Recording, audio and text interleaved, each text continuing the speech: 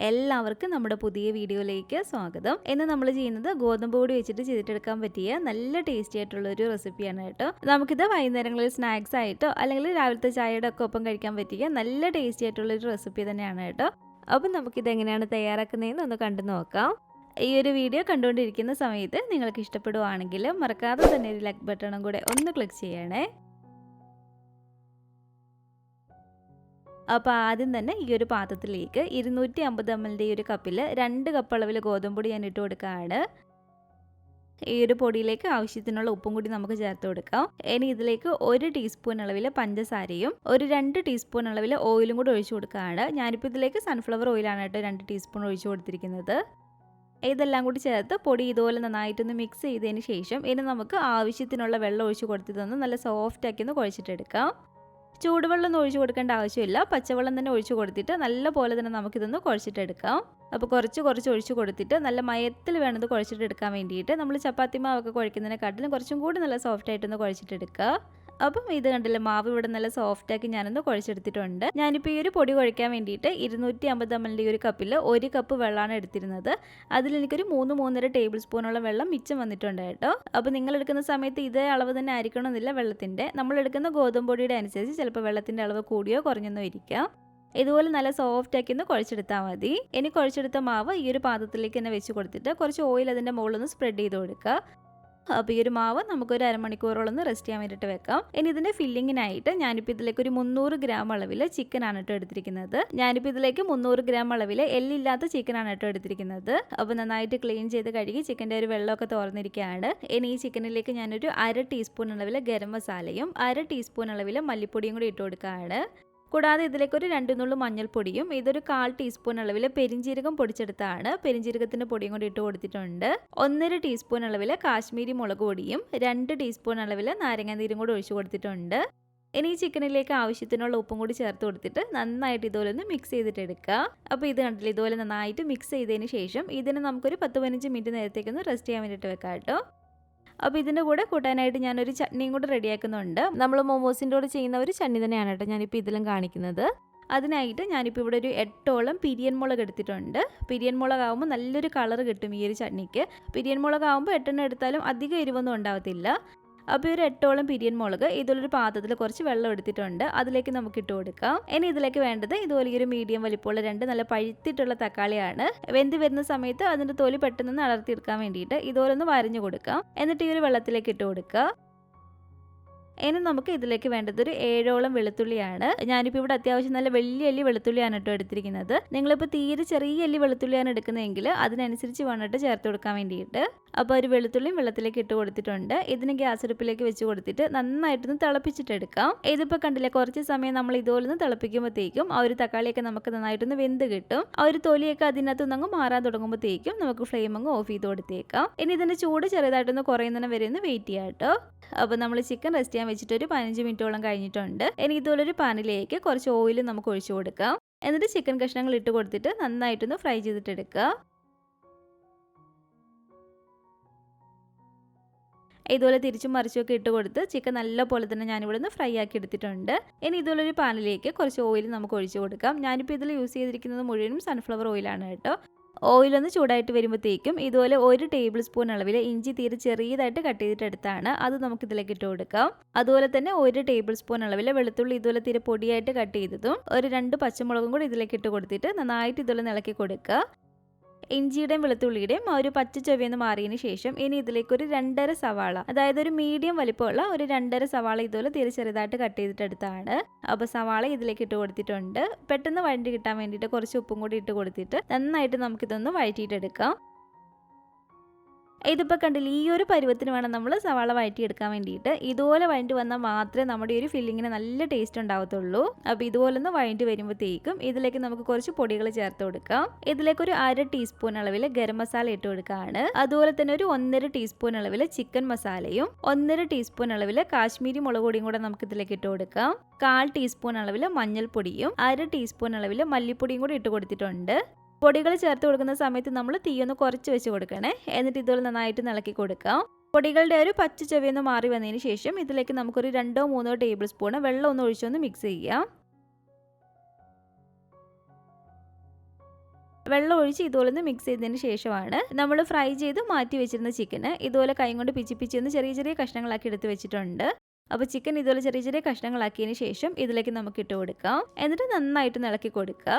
ചിക്കനും ചേർത്ത് നന്നായിട്ട് നമ്മൾ ഇളക്കി കൊടുക്കണേ. ആ ഒരു മസാലയൊക്കെ ചിക്കനകത്ത് നന്നായിട്ടൊന്ന് പിടിക്കണം. ഇതിൽ ഉപ്പിൻ്റെ കുറവുണ്ടെങ്കിൽ ആവശ്യത്തിനുള്ള ഉപ്പും കൂടി ഇട്ട് കൊടുത്തിട്ട് നമുക്കൊന്ന് ഇളക്കിയിട്ടെടുക്കാം. അപ്പോൾ ചിക്കൻ ചേർത്ത് ഒരു 2-3 മിനിറ്റോളം ഇതുപോലെ ഇളക്കിയതിന് ശേഷം ഇനി നമ്മൾ മൂടി വെച്ചൊന്ന് അടച്ചു വെച്ച് കൊടുക്കുക. തീ ഒരു ലോ ഫ്ലെയിമിൽ ഇട്ട് കൊടുത്തിട്ട് ഒരു 2-3 മിനിറ്റും കൂടി നമ്മളൊന്ന് കുക്ക് ചെയ്തിട്ട് എടുത്താൽ മതി. അപ്പോൾ 2-3 മിനിറ്റിന് ശേഷം ഇതുപോലെ ഒന്ന് തുറന്ന് നോക്കുക. ഇതിലേക്ക് കുറച്ച് മല്ലിയിലയും കൂടി ഞാനൊന്ന് ഇട്ട് കൊടുക്കുകയാണ്. എന്നിട്ട് നന്നായിട്ട് ഇതുപോലെ ഇളക്കി കൊടുക്കുക കേട്ടോ. അപ്പോഴത്തേക്കും നമ്മുടെ ഒരു ചിക്കനിലും ആ ഒരു മസാലയൊക്കെ നന്നായിട്ടൊന്ന് പിടിച്ച് വന്നോളൂ. അപ്പോൾ ഇതിവിടെ റെഡി ആയിട്ടുണ്ട്. നമ്മൾ ഈ ഒരു മാവ് റെസ്റ്റ് ചെയ്യാൻ വെച്ചിട്ട് ഒരു 30 മിനിറ്റോളം ആയിട്ടുണ്ട്. ഇതിപ്പോൾ കണ്ടില്ല, ഈ ഒരു മാവ് കുറച്ചും കൂടി നല്ല സോഫ്റ്റ് ആയിട്ട് തന്നെ നമുക്ക് കിട്ടിയിട്ടുണ്ട്.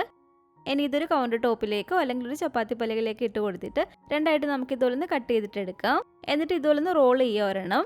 ഏകദേശം ഒരേ വലുപ്പത്തിൽ നമുക്ക് ഇതുപോലെ കട്ട് ചെയ്തിട്ട് എടുക്കാം കേട്ടോ. എന്നിട്ട് ചെറിയ ചെറിയ ബോൾസ് ആക്കി ഇതുപോലെ ഉരുട്ടിയിട്ട് എടുക്കുക.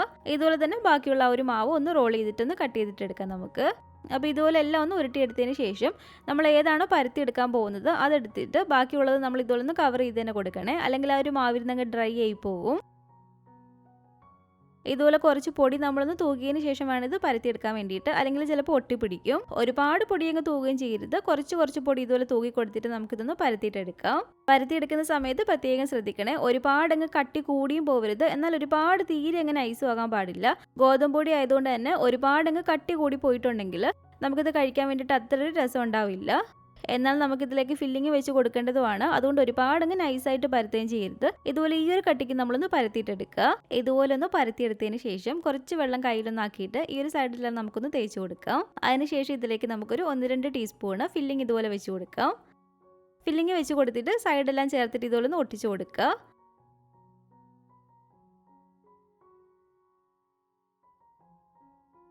ഇതുപോലെ ഒന്ന് ഒട്ടിച്ചതിന് ശേഷം കയ്യിലെടുത്തിട്ട് ചെറുതായിട്ടൊന്ന് പ്രസ് ചെയ്ത് കൊടുക്കുക. ഏകദേശം ഒരു റൗണ്ട് ഷേപ്പിൽ. അപ്പോൾ ഇതുണ്ടല്ലോ, ഇതുപോലെ തന്നെ കുറച്ച് ആദ്യം പൊടിയിട്ട് കൊടുക്കുക. എന്നിട്ട് ഇതുപോലെ നമുക്ക് മാവൊന്ന് പരത്തിയിട്ട് അതിൻ്റെ ഒരു സൈഡിലെല്ലാം കുറച്ച് വെള്ളം ഇതുപോലെ ഒന്ന് സ്പ്രെഡ് ചെയ്ത് കൊടുക്കാം. ശേഷം അതിൻ്റെ ഉള്ളിലേക്ക് ഒരു 1-2 ടീസ്പൂണ് ഫില്ലിങ് വെച്ചിട്ട് ഇതുപോലെ ഒന്ന് ഒട്ടിച്ചിട്ടെടുക്കുക. എന്നിട്ട് കൈ കൊണ്ട് ഇതുപോലെ ഒന്ന് പ്രസ് ചെയ്ത് കൊടുത്താൽ മതി. ഏകദേശം ഒരു റൗണ്ട് ഷേപ്പിൽ തന്നെ. അപ്പോൾ ഇതുപോലെ തന്നെ എല്ലാം ഒന്ന് ചെയ്തെടുത്തതിന് ശേഷം ഞാനിപ്പോൾ ഇതൊരു 5 മിനിറ്റ് ഒന്ന് സ്റ്റീം ചെയ്തിട്ടാണ് കേട്ടോ ചെറുതായിട്ടൊന്ന് ഫ്രൈ ചെയ്തിട്ട് എടുക്കുന്നത്. നമ്മളൊരു 5 മിനിറ്റ് ആവിയിൽ വേവിച്ചതിന് ശേഷം ചെറുതായിട്ടൊന്ന് ഫ്രൈ ചെയ്തിട്ട് എടുക്കുകയാണെങ്കിൽ ഒരുപാട് ഓയിലിൻ്റെ ആവശ്യം വരത്തില്ല. അതുപോലെ തന്നെ പുറമേ കുറച്ചും കൂടി നല്ല സോഫ്റ്റും ആയിരിക്കും. എല്ലാ സൈഡും നന്നായിട്ട് വെന്തും കിട്ടും. ഈ ഒരു സ്റ്റീമറിലാണെങ്കിലും മിഡിൽ തട്ടിലാണെങ്കിലും നല്ലപോലെ തന്നെ നമ്മൾ ഓയിലൊന്ന് സ്പ്രെഡ് ചെയ്ത് കൊടുക്കുക. അതിനുശേഷം ഇതിലേക്ക് ഓരോന്നും നമുക്ക് വെച്ച് കൊടുക്കാം. അപ്പോൾ ഇതുണ്ടല്ലോ, ഇതുപോലെ ഈ ഒരു പാത്രത്തിൽ നല്ല പോലെ തന്നെ വെള്ളം തിളച്ച് കിടക്കാണ്. ഇതിൻ്റെ മുകളിലേക്ക് നമുക്ക് ഈ ഒരു പാത്രം വെച്ച് കൊടുക്കാം. എന്നിട്ട് ഇതുപോലെ മൂടി വെച്ചിട്ടൊന്ന് കവർ ചെയ്തിട്ട് ഒരു മീഡിയം ടു ഹൈ ഫ്ലെയിമിൽ ഇട്ട് കൊടുത്തിട്ട് തന്നെ നമുക്കിതൊന്ന് വേവിച്ചിട്ടെടുക്കാം കേട്ടോ. ഒരു 5 മിനിറ്റ് നമ്മൾ വേവിച്ചാൽ മതി. ഒരുപാട് സമയം വേവിക്കേണ്ട ആവശ്യമില്ല. അപ്പോൾ മീഡിയം ടു ഹൈ ഫ്ലെയിമിൽ ഇട്ട് കൊടുത്തിട്ട് ഒരു 5 മിനിറ്റ് ഞാൻ ഇതുപോലെ സ്റ്റീം ചെയ്തെടുത്തിട്ടുണ്ട്. ഇതുപോലെ തന്നെ നമ്മൾ വേറൊരു പാത്രത്തിൽ ഒരു 2 മിനിറ്റ് വെച്ചതിന് ശേഷം വേണം ഫ്രൈ ചെയ്യാൻ വേണ്ടിയിട്ട്. ആ ഒരു വെള്ളം ചെറുതായിട്ടൊന്ന് വലിയാൻ വേണ്ടിയിട്ട് ആവിയിൽ നമ്മൾ വേവിച്ചതല്ലേ. അപ്പോൾ ഇതുപോലെ ഒരു പാനിലേക്ക് കുറച്ച് ഓയിൽ ഞാൻ ഒഴിച്ച് കൊടുത്തിട്ടുണ്ട്. നമ്മളിതുപോലെ ഒരു 5 മിനിറ്റ് സ്റ്റീം ചെയ്തതിന് ശേഷം ഫ്രൈ ചെയ്തിട്ട് എടുക്കുകയാണെങ്കിൽ ഒരുപാട് ഓയിൽ ഒഴിച്ച് കൊടുത്തിട്ട് നമ്മൾ ഡീപ്പ് ഫ്രൈ ചെയ്യേണ്ട ആവശ്യമൊന്നുമില്ല. ഇതുപോലെ കുറച്ച് ഓയിൽ ഒഴിച്ച് കൊടുത്തിട്ട് നന്നായിട്ടൊന്ന് മൊരിയിച്ചിട്ട് എടുത്താൽ മതി 2 സൈഡും.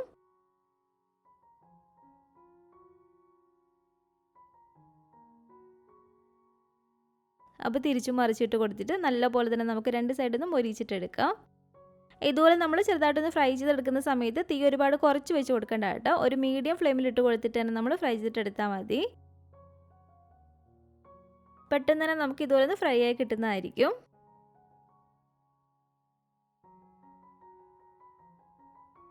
ഇതുപോലെ ഈ ഒരു പരുവായിട്ട് വരുമ്പോഴത്തേക്കും നമുക്ക് എണ്ണയ്ക്കകത്ത് നിന്ന് എടുക്കാവുന്നതാണ്. അപ്പോൾ നമ്മൾ ചട്നി റെഡിയാക്കാൻ വേണ്ടിയിട്ട് ഇതൊക്കെ ഒന്ന് വേവിച്ചെടുത്തിരുന്നു. അപ്പോൾ ഒരു വെള്ളം കളയാൻ വേണ്ടിയിട്ട് ഇതിലൊരു അരിപ്പയിലേക്ക് ഇട്ട് കൊടുത്തിട്ടുണ്ട് കേട്ടോ ഇതെല്ലാം തന്നെ. അപ്പോൾ വെള്ളം നന്നായിട്ട് കളഞ്ഞതിന് ശേഷം തക്കാളിയുടെ ഒരു തൊലി ഞാനങ്ങ് എടുത്ത് കളയാണ്. അപ്പോൾ തക്കാളിയുടെ തൊലി എല്ലാം തന്നെ ഒന്ന് കളഞ്ഞെടുത്തിട്ടുണ്ട്. ചെറുതായിട്ട് നമുക്കൊന്ന് കട്ട് ചെയ്ത് കൊടുക്കാം കേട്ടോ ഈ തക്കാളി. അപ്പോൾ തക്കാളിയും ചെറുതായിട്ടൊന്ന് കട്ട് ചെയ്തതിന് ശേഷം മിക്സിയുടെ ഈ ഒരു ജാറിലേക്ക് ഞാൻ ഇട്ട് കൊടുത്തിട്ടുണ്ട്. ഇനി ഇതിലേക്ക് നമുക്കൊരു 1.5 ടീസ്പൂൺ അളവിൽ പഞ്ചസാര ചേർത്ത് കൊടുക്കാം. അതുപോലെ തന്നെ 2 ടീസ്പൂൺ അളവിൽ വിനാഗിരിയും ഇതിലേക്ക് ആവശ്യത്തിനുള്ള ഉപ്പും കൂടി ഇട്ട് കൊടുക്കുകയാണ്. ഇത് 1 ടീസ്പൂൺ അളവിൽ ഡാർക്ക് സോയ സോസ് ആണ് കേട്ടോ. ഇതെല്ലാം കൂടി ചേർത്തിട്ട് നമുക്ക് നല്ല പോലെ തന്നെ ഒന്ന് അടിച്ചെടുത്തിട്ട് വരാം. ഇതിപ്പോൾ കണ്ടില്ല, നന്നായിട്ട് തന്നെ ഞാനൊന്ന് അടിച്ചെടുത്തിട്ടുണ്ട്. നമ്മൾ ഇതിലേക്ക് ഒരു കാശ്മീരി മുളകും ഒരു സോയ സോസും ചേർത്ത് കൊടുത്തിരിക്കുന്നതുകൊണ്ടാണ് കേട്ടോ ഇതിന് ഇത്രയും കളർ കിട്ടിയിരിക്കുന്നത്. ഇനി ഇതുപോലൊരു പാനിലേക്ക് ഒരു 1.5 ടീസ്പൂൺ അളവിൽ ഓയിൽ നമുക്ക് ചേർത്ത് കൊടുക്കാം. ഓയിലൊന്ന് ചൂടായിട്ട് വരുമ്പോഴത്തേക്കും ഈ ഒരു ചട്നി ഇതിലേക്ക് ഇട്ട് കൊടുത്തിട്ട് നല്ലപോലെ തന്നെ ഒന്ന് ചൂടാക്കിയിട്ട് എടുക്കാം കേട്ടോ. ആ ഒരു ചട്നിയുടെ ഒരു പച്ച ചൊവയൊന്ന് മാറി വരുന്നിടം വരെ ഒന്ന് ചൂടാക്കിയിട്ട് എടുത്താൽ മതി. അപ്പോൾ ചട്നിയുടെ ഒരു പച്ച ചൊവ മാറി കിട്ടിയിട്ടുണ്ട്. നമ്മുടെ ചട്നി ഇവിടെ റെഡി ആയിട്ടുണ്ട്. ഗോതമ്പൊടി വെച്ചിട്ട് ചെയ്യാൻ പറ്റിയ നല്ല ടേസ്റ്റി ആയിട്ടുള്ള ഒരു റെസിപ്പിയാണ് കേട്ടോ. നമുക്കിത് സ്നാക്സ് ആയിട്ടോ അല്ലെങ്കിൽ രാവിലത്തേക്കൊക്കെ ആണെങ്കിലും കഴിക്കാൻ പറ്റിയ ഒരു അടിപൊളിയായിട്ടുള്ള ഒരു റെസിപ്പിയാണ്. ഉള്ളിൽ നമ്മൾ ചിക്കൻ്റെ ഒരു ഫില്ലിങ് കൊടുത്തിരിക്കുന്നതുകൊണ്ട് തന്നെ ടേസ്റ്റ് നല്ല സൂപ്പർ ടേസ്റ്റ് ആണ് കേട്ടോ കഴിക്കാൻ വേണ്ടിയിട്ട്. അപ്പോൾ ഇത് തരം നിങ്ങൾക്ക് വേണമെങ്കിൽ മൈദ വെച്ചിട്ട് വേണമെങ്കിലും ചെയ്യാം. മൈദ വെച്ചിട്ട് ചെയ്യുമ്പോൾ എപ്പോഴും അറിയാമല്ലോ, നമ്മൾ ഗോതമ്പൊടിയേക്കാളും ഒരു പടിക്ക് മുന്നേ ആയിരിക്കും ടേസ്റ്റ് നിൽക്കുന്നത്. അപ്പോൾ ഏത് രീതിക്ക് വേണമെങ്കിലും നമുക്കത് ചെയ്തിട്ടെടുക്കാനാണ്. അപ്പോൾ ഇന്നത്തെ നമ്മുടെ ഈ ഒരു റെസിപ്പി നിങ്ങൾക്ക് എല്ലാവർക്കും ഇഷ്ടപ്പെട്ടെന്ന് കരുതുന്നു. ഇഷ്ടപ്പെട്ടെങ്കിൽ തീർച്ചയായിട്ടും ഒന്ന് ഉണ്ടാക്കി നോക്കാം കേട്ടോ. നിങ്ങളിത് ഉണ്ടാക്കി നോക്കുകയാണെങ്കിൽ നിങ്ങളുടെ അഭിപ്രായങ്ങളൊക്കെ കമൻറ്റ് ചെയ്യുകയും ഫാമിലിയും ഫ്രണ്ട്സും ഒക്കെ ആയിട്ട് നമ്മുടെ ഒരു വീഡിയോ ഒന്ന് ഷെയർ ചെയ്ത് കൊടുക്കുക. പുതിയതായിട്ട് നമ്മുടെ ഈ ഒരു ചാനൽ ആരെങ്കിലും കാണുന്നുണ്ടെങ്കിലും ഇതുവരെയായിട്ട് നമ്മുടെ ചാനൽ സബ്സ്ക്രൈബ് ചെയ്തിട്ടില്ലെങ്കിലും താഴെ കാണുന്ന റെഡ് സബ്സ്ക്രൈബ് ബട്ടണും കൂടെ ഒന്ന് പ്രസ് ചെയ്ത് സപ്പോർട്ട് ചെയ്യണേ. കൂട്ടത്തിലെ കാണുന്ന ബെല്ലൈക്കണും കൂടെ ഒന്ന് ക്ലിക്ക് ചെയ്ത് അതിൽ ഓൾ എന്ന ഓപ്ഷൻ തന്നെ കൊടുക്കുകയാണെങ്കിൽ ഞാനിടുന്ന പുതിയ പുതിയ റെസിപ്പികളൊക്കെ നിങ്ങൾക്ക് അപ്പം തന്നെ നോട്ടിഫിക്കേഷനായിട്ട് കിട്ടുന്നതായിരിക്കും. ഇൻഷാ അല്ലാഹ് വീണ്ടും നമുക്ക് ഇതുപോലെ നല്ലൊരു റെസിപ്പി ആയിട്ട് കാണാം.